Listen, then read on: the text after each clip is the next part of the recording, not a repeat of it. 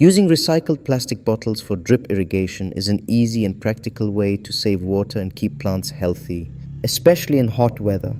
Instead of watering from the top every day, these simple setups deliver water slowly right at the roots. That means less waste and more steady moisture for your plants.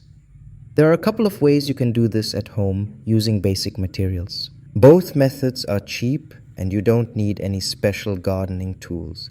The first method uses a plastic bottle with a small watering spike attached to it. Start with an empty bottle. Take a sharp tool and carefully cut around the bottom of the bottle, but don't cut it all the way off. Leave a small section, maybe around 10%, still attached. This turns the bottom into a flap that can open and close like a lid.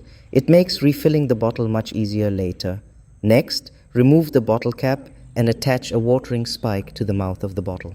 These spikes are usually pointed and designed to control water flow. Screw it on tightly so there are no leaks. Once it is fixed, turn the bottle upside down so the spike is pointing down toward the soil.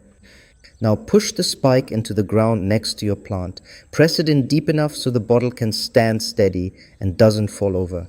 Make sure it is straight so water flows properly. After that, open the flap you cut at the bottom and fill the bottle with water.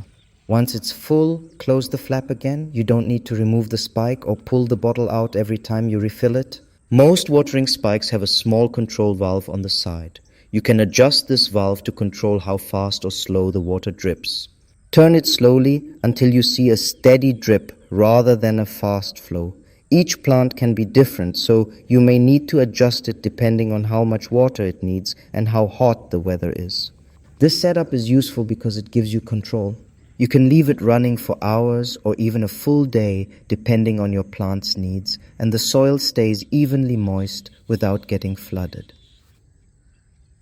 The second method is even simpler and doesn't require any special attachments. It only uses a plastic bottle and a small needle, like the kind used in medical syringes. Start by filling a clean plastic bottle with water while keeping the cap on.